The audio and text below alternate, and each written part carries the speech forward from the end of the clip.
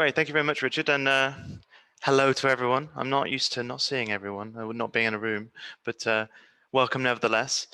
So I'm going to talk about the creator economy, but a little bit about Zigguratxyz first. I started Zigguratxyz almost 5 years ago now. We're a digital talent and media management agency, which means that we represent as agents and managers YouTube creators primarily, and a lot of what I'm talking about is also relevant to other kinds of influencers, so TikTok, Instagram, Twitch streamers, but because our background is primarily YouTube, that's where a lot of the information I'm presenting has come from, and I like to think that we're another good example of what Northampton has to offer, which is we're in the middle of somewhere that's very highly connected, and digitally we're connected with the whole world. Most of our clients are not even from the UK. They're from mainland Europe and the US. And we run this small entertainment business from the center of Northampton. So what is the creator economy? So since the internet decentralized what media is, you don't need permission, or at least a creative person doesn't need the permission of a publisher or a film company or a TV company or execs in order to put their material out into the world. And that lack of permission, that streamlined process between the creator and their audience has meant that there's a different kind of economy now where in the shortest possible route, a creative person can put an asset, so let's refer to it as video for our usage. They put some video on a platform and their audience can see it wherever their audience are in the world. And that's one of the shortest routes that a creative person could have to reach their audience. Obviously, there's lots of other service providers and people involved in that value chain or that value chain or value exchange, such as ourselves. But it's something that has brought about the creator economy. And you might all be familiar with what YouTube creators are, and you might watch Facebook content, and the proliferation of creator-generated content is ubiquitous now. But how do they make a living from it? And I think it's one of the things that people ask me the most in my role working with creators is, well, how much money do they make, or can they really make a living from doing that? And isn't it a bit niche, or what do they really do? And I'll talk some more about the numbers as we go through my presentation. But I think it's really useful to put the perspective of put their earnings in perspective. And thankfully, there's quite a few creators and influencers who now are quite open about what they earn. So in particular, I'm going to talk about a guy called Ali Abdal, who is a YouTube creator that produces kind of productivity, self-help, business advice, and he regularly does a video about his income for a year. He's done one for 2021, but the one for 2020, I think it is covers more, and it's a full year. And he breaks down his income into these categories. So it's useful to also put his size in perspective. Ali has about 1.3 million subscribers, which kind of gives you the idea of his addressable market. Those are his very loosely defined followers. And his videos on average reach about 200,000, 300,000 people, and he publishes about once a week. So regularly he's producing content to reach a million people a month. And he breaks down his income, and he's got little icons there. So I put it into text so that we can talk about it in more detail. So his 2020 income, he partly was a doctor and was on a salary through part of 2020. So he was a salary as a doctor, and that's the £22,000. He received YouTube monetization, which means that as a platform, if you put your content on YouTube and an ad is served, YouTube will split the revenue from that ad 50-50 with the creator. And so he earned £100,000 from all of the views and all the ads that were served on his content by YouTube. The next is affiliate marketing. This is where you might hear someone talk about, oh, if you click a link in the description, or if you click on this link and you go to Amazon and you make a purchase, there's a kickback for the creator for having basically provided the customer to the end brand or service. So Amazon, for instance, pays between something like 1% and 9% of the checkout price to the person that drove the traffic to Amazon site. And so there's lots of different ways. There's not just Amazon that you can use to gain affiliate income from, but Ali uses this a lot, and he drove 132,000 of income for himself through affiliate marketing. Sponsorships are where a brand will work with Ali directly or any creator directly, and they've specifically said, here is this money to change your editorial or to share this marketing or to do this advertising on our behalf in your content. And that's resulted in a direct income for Ali of 136,000. Ali also produces online courses. So there are websites such as Skillshare.com, as well as other parties who will use online courses as part of what they do, and the income from that generated £350,000 for Ali. And then there's something which I'm going to reference now, not talking too much detail because it's more relevant later. But he also started a business called the Part-Time YouTuber Academy, where he would have a cohort of teacher-led development for people who wanted to be a YouTuber or very early on in wanting to be a YouTuber. And he ran this course through his business with employees. And there was two lines of income there. Firstly, there was just the first cohort who went through the academy, paid £220,000, and then there's an annual subscription to the resources that the academy provides, which netted him another £53,000. So in all, Ali says that he earned just over £1 million from his YouTube channel and other platforms, but that's his primary platform in 2020. And those are really good examples of the ways in which YouTube creators can generate revenue from the content they produce. The other ways that aren't mentioned here, which other creators might often make more use of, are things like merchandise or product, licensing, either licensing their name or licensing their footage and content to third parties, and appearances, which I think is fairly easy to say that appearance fees for 2020 and 2021 have been fairly low. So that's a good example of how things have been going on for a long time. But how has this changed? It's useful to know that once a creator gets a stable audience and they're regularly making content, it's basically they've gone through the startup phase of being a YouTube creator.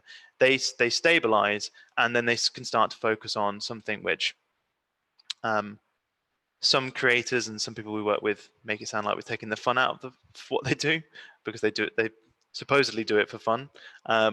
Is that they start to think about how they convert their audience into money.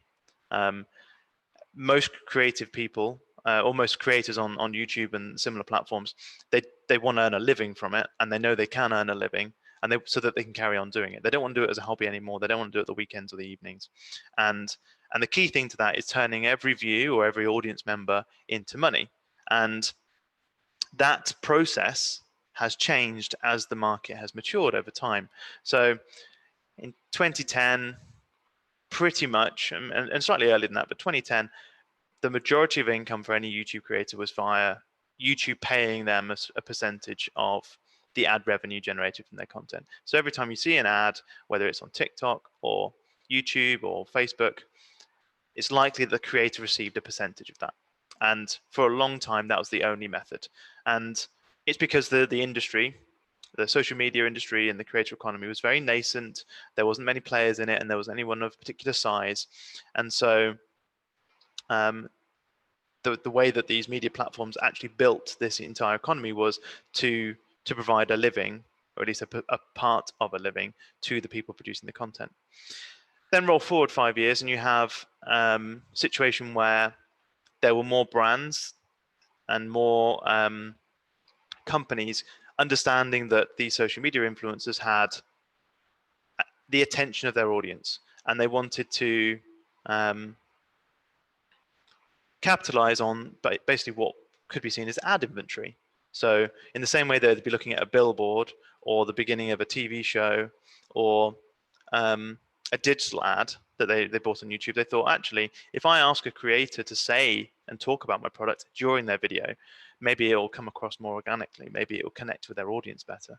Maybe maybe I could buy it more cheaply than if I bought the 5,000 or the 50,000 or the 500,000 views that video might get. And that became a more commonplace way that a creator would earn money. And at the same time, another thing that very similar to how a lot of music artists and other artists would generate income is they started to think about merch. You know, a lot of it was apparel, so t-shirts and hoodies and hats and caps and stuff. And there was a lot of missteps, and people were kind of trying to create their own brands. And you still hear a lot of YouTube creators wanting to launch their own merch. It's not.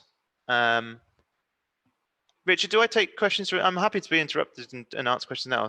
Someone's raised their hand. Totally up to you. Yeah, I'll just check on. Can't see any questions come in though yet. I saw someone raise their hand. Is that the same thing? I can't see anything dropped into the chat, and if they did, they put their hand back down. Okay, all right, maybe it was a mistake. Don't worry. Anyway, if anyone wants to ask questions, by all means. And then we roll forward to 2020, and I think the thing that I want to talk about the most, and what the biggest thing for people engaged in digital industry more widely, is that 2020 and 2021 onwards, we see creators starting their own businesses and investing in others. And it's already happening, and it's already happened for a while. But not just one or two examples, not just 10 or 20, but it being a consideration of almost every creator of a certain size will be thinking about doing this. And the reason that can happen now is generally just that the creator economy has matured. It's one of the things that I've seen in my 8 or so years working in this industry, is that having come from automotive and aerospace, which were, you know, grandfathers of industries where everything's very mature and understood, and actually it's a bit set in their ways, but the scale of the number of businesses and B2B businesses and services and products all working together and referencing each other, it's complex, and there are a lot of opportunities to take margin or to provide innovation. There was not the scale early on for anyone to do this with the creator economy. Basically, the platforms innovate, anything that they did to innovate was the majority of what could happen, and the only other innovation was how creators produce their content, or what they did with their content. And now that there is a large enough volume of opportunities and cash, you know, there's a larger addressable market for entities to engage differently with everyone. We see that not just in terms of the number of creators that can be sustained, but the number of platforms that have proliferated. I think 2021 was, well, end of 2020, beginning of 2021 was the most interesting, in that for a while in my side of the table, I saw that YouTube, TikTok, Instagram, Snapchat, there was a bit of a monopoly, and that you couldn't really see anyone else really engaging with this in terms of the creator economy part. But suddenly you had apps like Clubhouse come out, and they were going to try and start providing revenue share. Twitter released a paid membership scheme. You had TikTok providing their creator fund, which provided creators with income, and even stuff like Substack, which is a newsletter scheme where you can actually charge people to subscribe to your newsletter and have paid newsletter services. I think there's another good example that I can't think of the name right now, where like fan fiction and non-fiction and amateur writers can have a community together, and they can basically pay each other and subscribe to each other. So the proliferation of the platforms of creative economy have drastically changed in the last 12 months. But the number of ways in which creators are transacting their audience, which means that there are now a larger number of people who have a significant high income, and that is another reason which we're starting to see this change snowball. Is that previously the creators were unable to unionize, they weren't speaking to each other, they were taken advantage of as individuals, and they didn't really have a position of power. As they became high net income individuals, their size of their audience and the size of their income gave them power. And just as an example, this is the approximate earnings of the top 10 earning YouTube creators for 2020. And between them, they earned $200 million. And relatively speaking, I think those numbers don't actually sound very big, but relatively speaking, we're talking about 10 individuals that earn that much money. Not 10 businesses, even though they are. Not 10 startups, or that there's one medium cap or large cap company. These are, other than Dude Perfect and Retinlink. Dude Perfect's 4 guys, Retinlink is 2 guys. But these are 10 people. In fact, Ryan Kadji is Ryan's Toys, or Ryan's Toy Box. Ryan is a 9-year-old boy, and he earned $29.5 million last year. So if anyone wants evidence of a decentralized media conglomerate, then this is a perfect example of people just earning without anyone else's permission. The real thing that the cash changes for them is that the decentralized internet allowed them to own their IP, own their means of production. They, unlike many other digital talent, don't need someone else's permission to work. The only real sting in it for being a digital creator is that they don't own the platform. And so every time they put content up, they don't own the means of advertising or reaching their audience. But otherwise, they own everything. Whereas any actor, any director, any artist, they always need someone else to transact. And as they increased in their power, their income and their size of the audience, they didn't need to be as reliant on third parties, and they could increase their share of the profit. So rather than using, say, for merch, third parties like Teespring or Printful, or even using something like Amazon merch, they didn't need to. They could think, oh, actually, I just get a warehouse and I can get some stuff printed from a local company, and I can employ some people to pick and pack, and I can take on the risk myself.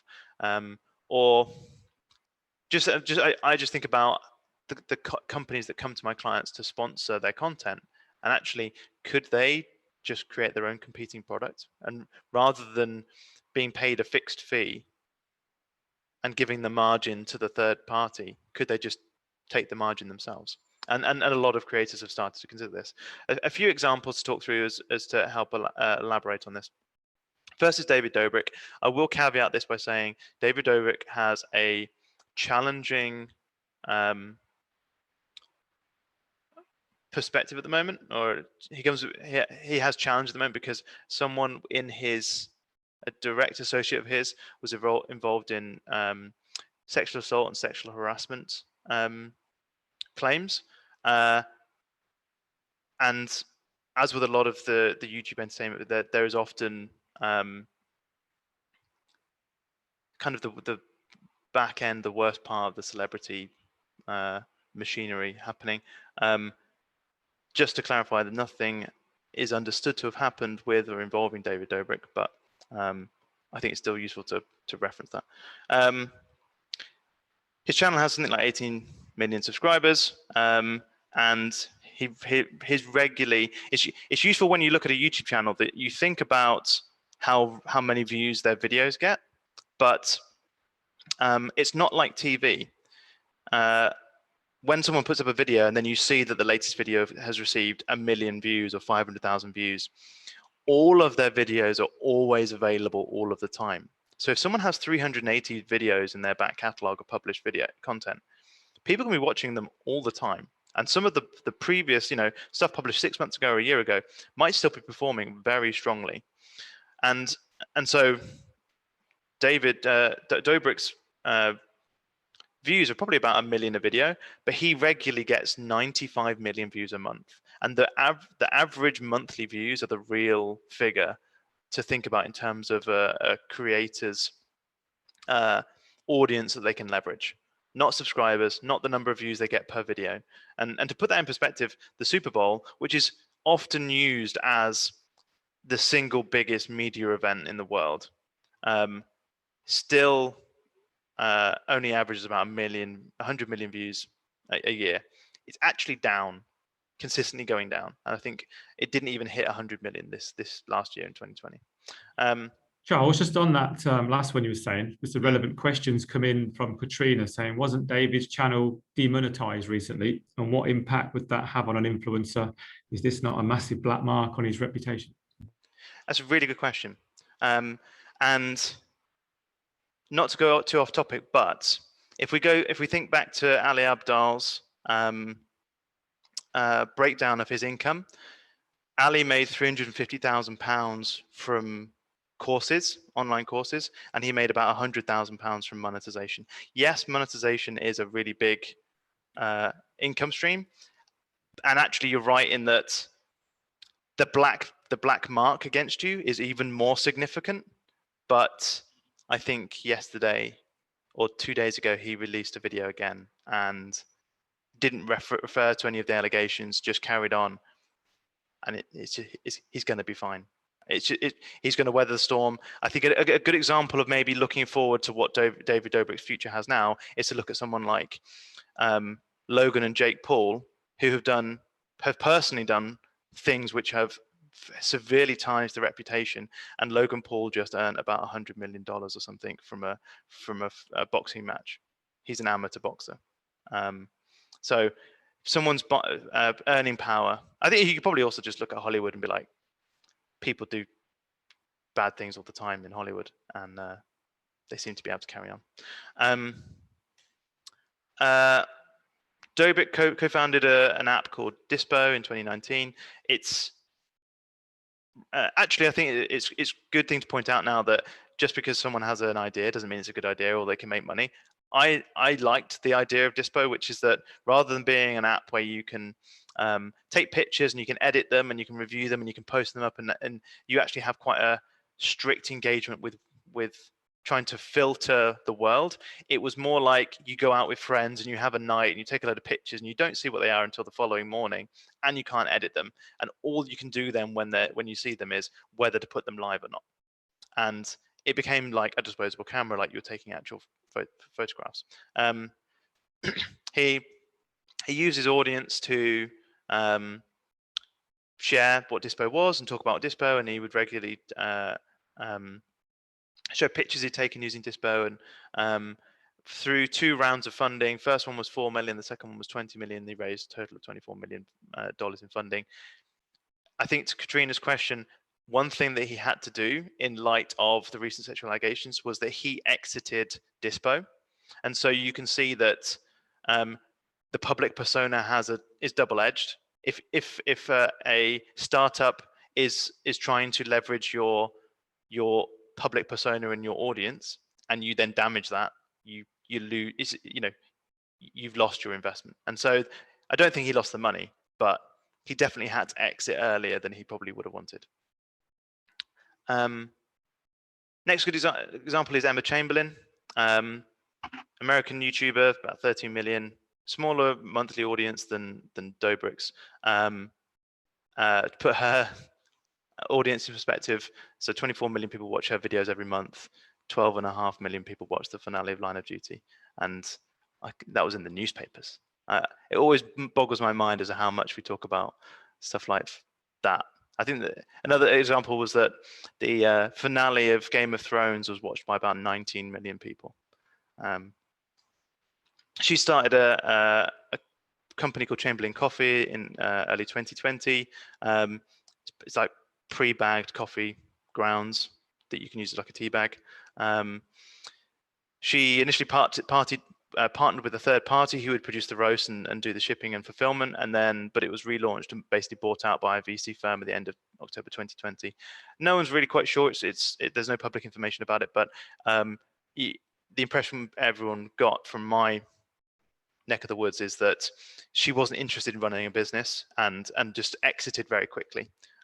She's still involved and probably still has equity in the business, but it looks like it's being managed by other parties. And then kind of like one of the godfathers of YouTube, and a good example of something where Casey did something which maybe was too early in the maturation of the the creator economy. He has 12.3 million subscribers, averages about 6 million views a month. It's because he doesn't publish very much at the moment. At his heyday, he was probably getting the same numbers as Dobrik. Casey Neistat founded Beam in 2014. Sorry, I've not updated the picture for Chamberlain Coffee. And he was looking to found Beam as to be another social media platform. So as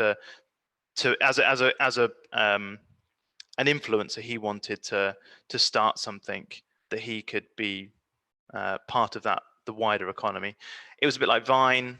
You could upload 2 to 8 seconds of unedited video. So short form video content, which there wasn't really a competitor at the time after Vine was shut down. But it was just expensive. Trying to compete with some of the bigger players at the time, he supposedly burnt about 180,000 a month trying to get Beam off the ground, and eventually, after 3 or 4 years, sold to CNN for a reported 25 million. This was seen as being rather that he was lucky that he could exit through something that was actually relatively worthless, and that it was understood that CNN weren't buying it because they thought the social media app was valuable, but they were buying the team and the infrastructure that he'd put in place. So they were buying an asset really, rather than looking to get into social media. So 3 good examples of well-known creators and their foundings or their investments. So what next? Where do we see this going? And I think the main thing is that direct-to-consumer brands are becoming more and more popular. So you see a lot more, and especially during the pandemic, we've seen a lot more direct-to-consumer startups where previously, say, a fast-moving goods company would think about trying to get into supermarkets or trying to get into department stores or trying to get onto Amazon. That they're just pouring money into digital advertising and just trying to go direct to consumer. And VCs are going after this with the same kind of pattern of having monthly subscriptions or something to generate ongoing revenue and to scale in the same way they would a software company. And creators are in a really unusual place to be able to work with these businesses, either to start them or to invest in them, because one, they're high net income individuals. They have cash, but they also have a unique means of marketing. And when businesses are looking for funding, and they're trying to score with a VC or a fund or an angel investor or something, it's a two-way conversation. The VC is looking for a good investment, but the business is looking for someone whose cash is worth it, or that there's something else they're bringing as well alongside the cash. So, for instance, there's a very large VC company in the US that's well known called A16Z that it's well known that it's not just that the money they bring to the table, but they bring a media vehicle behind you, and they help with PR and media opportunities and gathering news. And they invested in Clubhouse and would regularly get very big names to do interviews on Clubhouse as part of it. Particularly for creators, though, the marketing point is unique. There's not many institutions or funders that can engage in the same way that a creator can with an equity investment in a business. The first of which is one of the reasons that startups raise money is to spend it on marketing. You don't just raise cash for fun. You raise cash because you need to spend it. And and you need marketing to gain customers, because customers then give you the repeat business. And so often startups will be based on the how much is the cost of acquiring a customer, and then can you cash flow that for long enough. So if a creator comes along and has the means of marketing without you paying them cash, you can pay them in equity. Suddenly you've skipped a part of the VC funding scheme and saved yourself some money. There's a questionable benefit here as to whether advertising through the creator will have a better impact than trying to use it for digital ads or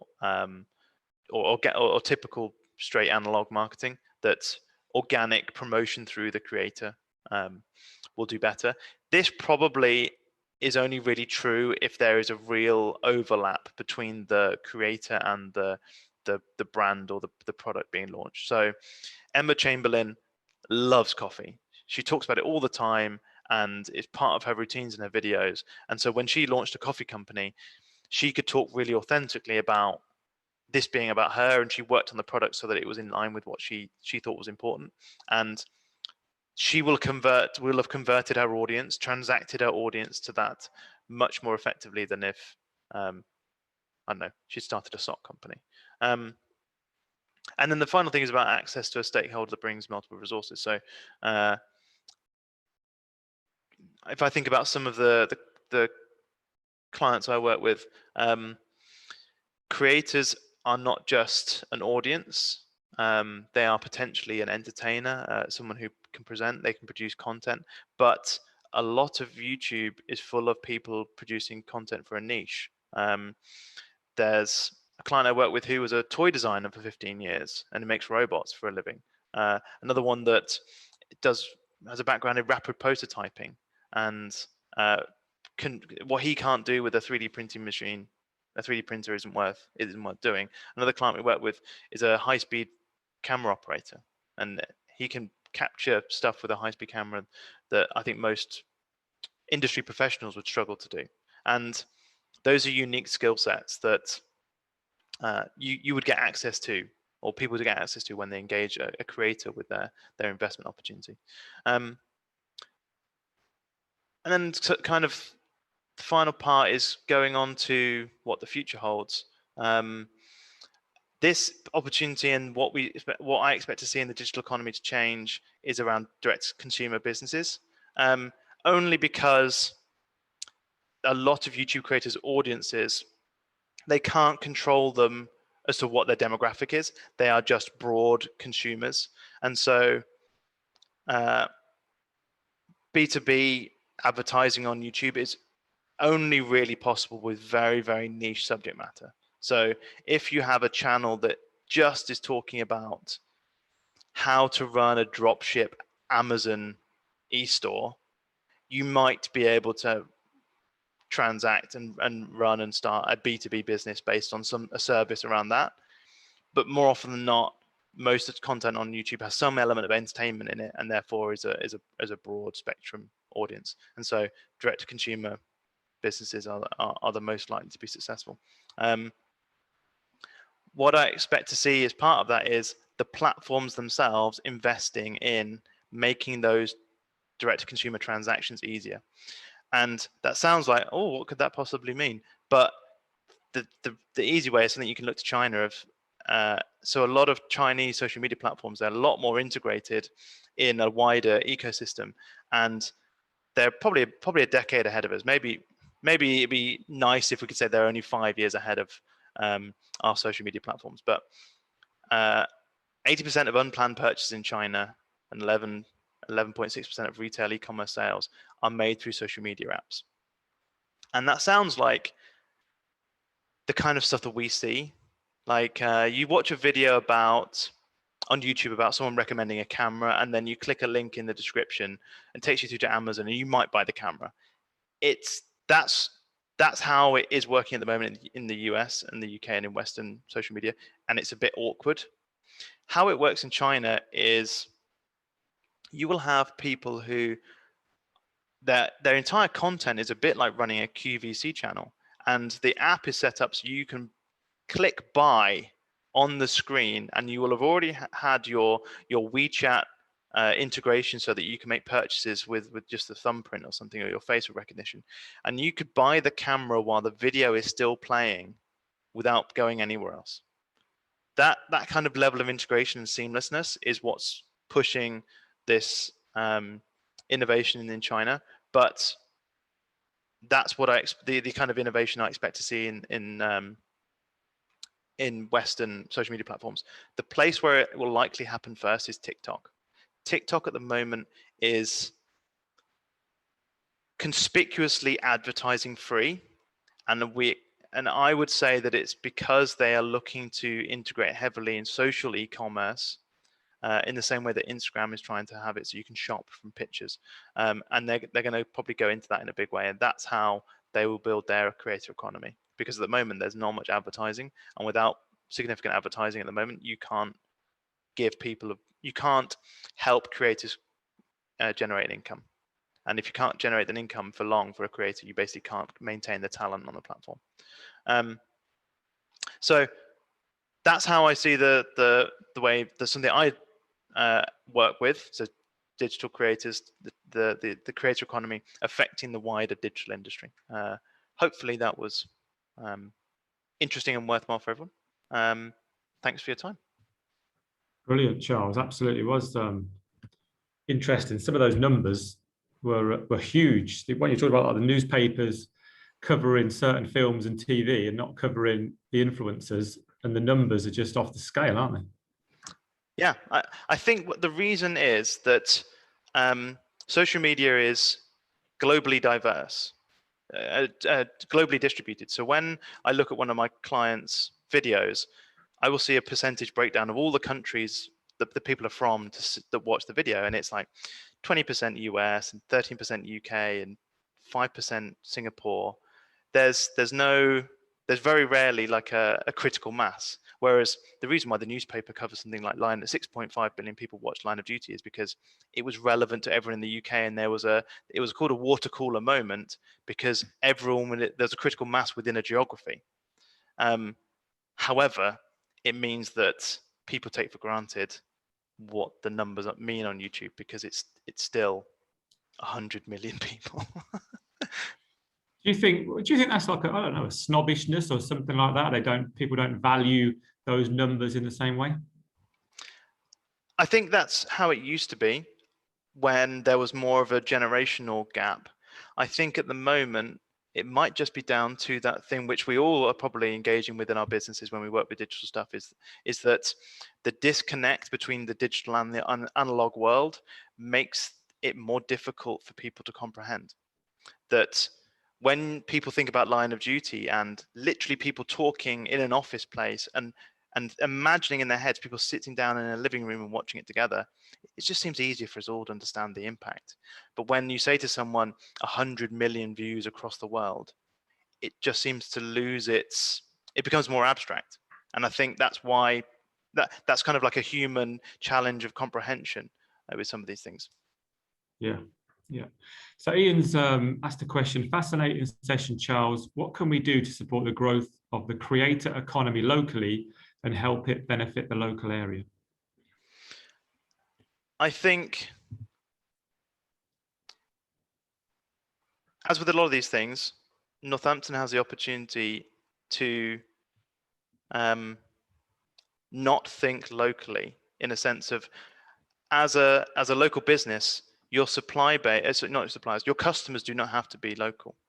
And if you have a means of engaging with the digital economy, I think that means to me a digital customer base, or a distributed customer base. And one of the things that we benefit from is there's 11 people in an office in Northampton, and none of our customers or our clients are anywhere near us.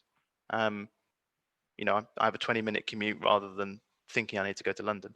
The benefit specifically of working with, say, a YouTube creator or an influencer is that if you can work out someone who has the demographic of your customer base, so if you're B2B, potentially you can reach your audience by working out what the alignment is between the creator's audience and your customer base. If you're B2C, then a similar thing, but you need to be more comfortable about where you can ship to, or what you're. If you're a physical shop, I mean, you probably aren't on this call, but I think one of the things that I love about the creator economy and everything we work with is it's so ridiculously distributed that if you can open yourself up to thinking internationally, then business comes to us locally. And the budgets involved in a lot of this stuff, especially the stuff coming out from the US, are ridiculous. They pall in comparison to anything that I see coming out of the UK. You mentioned.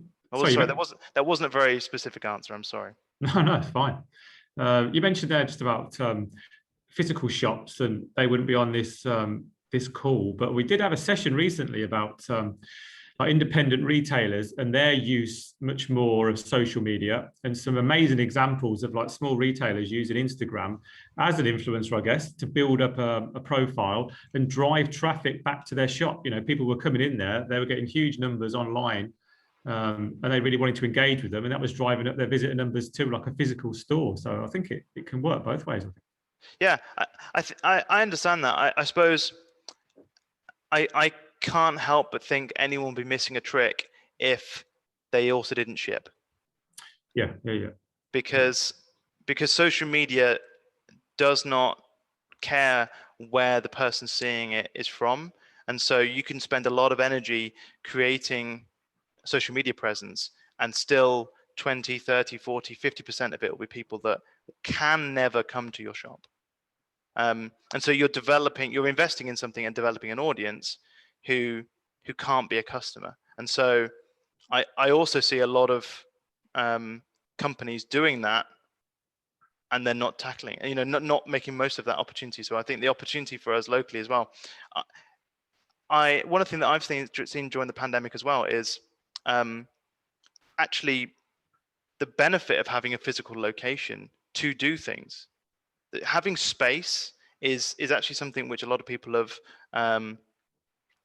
really want. And I've seen a few businesses that I know who went digital during the pandemic and used their shop to ship and pack. And if they didn't have that, they were like, well, I couldn't have done anything. It's a good opportunity at the moment to try and explore everything. Yeah, great. Thanks for that. Tom Cliff on Twitter, TrackNN, said, fascinating to hear about the integration of social media and purchases and the different approaches across the world. Absolutely, Tom. Thanks, Tom. Tom's up shortly, talking about his use of social media. I'm just going to read this question out, Charles, rather than paraphrase it. Hi, Charles. Great discussion. The creator economy is such a good way to describe the current socio-digital realities that we benefit of, similarly to the experience economy, all part of globalization. I personally believe that a merger between these two could offer a great market advantage and differentiation for a business against its competitors. What is your take on this? I think the challenge for many individual creators is that the experience economy still struggles from a problem of scaling, because in relation to a creator, because many of the ways in which a creator provides an experience, or that a creator's audience expect them to provide an experience, is with them, and that doesn't scale. However, the best example of this working though is stuff like online courses. So that idea of the experience economy and the creator economy is, Ali Abdaal made £350,000 last year from basically running courses, and partly it was a digital experience with him. People would have chats with him, one-to-one sessions, and there'd be larger classes, and he transacted that experience extremely well, and his part-time YouTuber academy will just keep going and going and going.